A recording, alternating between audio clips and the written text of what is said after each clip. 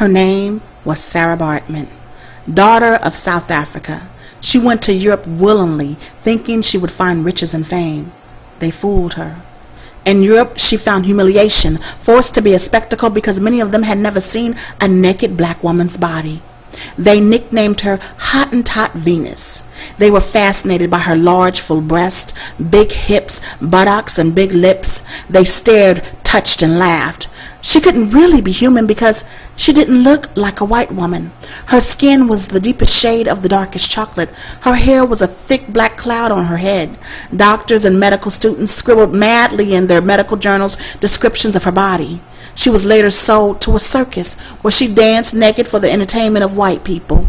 In their mind, her large breasts, buttocks, and her elongated labia made her inferior and oversexed. This justified their inhumane treatment of the black man and the black woman.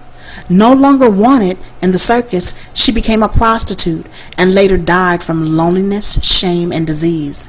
She had been in Europe for only 5 years and was only 25 when she died.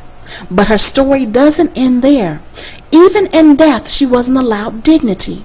Europeans were fascinated and obsessed with Sarah Baartman. When she died, they cut out her vagina, her brain, her skeleton, preserved them in jars, and placed them all on display along with a plaster of her actual body. For 160 years, people could walk into a museum, look at Sarah Baartman's vagina, her brain, her skeleton, and see what she looked like naked. In 1974, they took down the display, but they still kept her remains. It wasn't until 2002 that her remains were returned to her homeland and given a long overdue proper burial. Some would say Hottentot Venus, aka Sarah Baartman, was one of the first video vixens. Before television, before radio, Sarah Baartman became the blueprint for degrading and humiliating the black woman on a worldwide level. Sarah, this one is for you. I will not forget you. I will not allow others to forget you.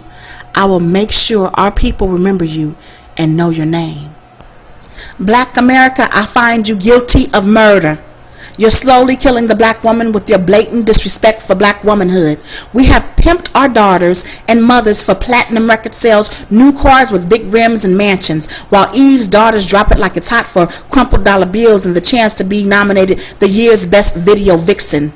We spit on Sarah Baartman's memory, and Harriet is turning over in her grave while Sojourner stands at the throne of the Almighty praying, "Forgive them, Father, for they know not what they do." Do you?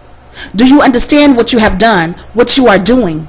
How many black women came before you and played the maid and prostitute so you wouldn't have to?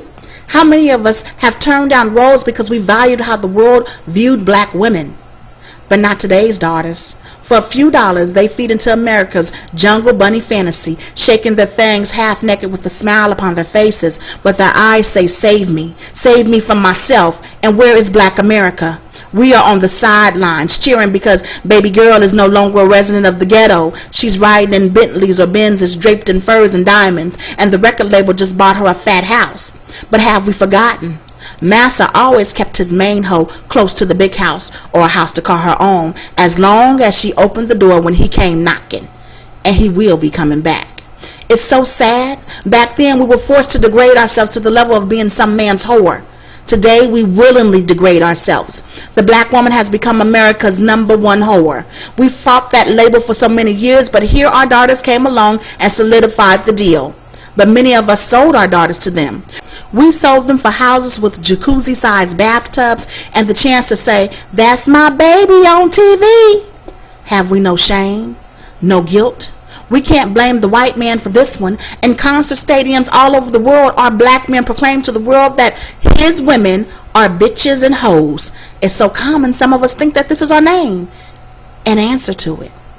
We have forgotten our grandmother's pain, her struggle to carry the burden so we wouldn't have to. Do you hear the ancestors crying out, "Is this what we died for?" I say no. Wake up, black woman. Wake up, black America. Take back your dignity. The power is in your hands.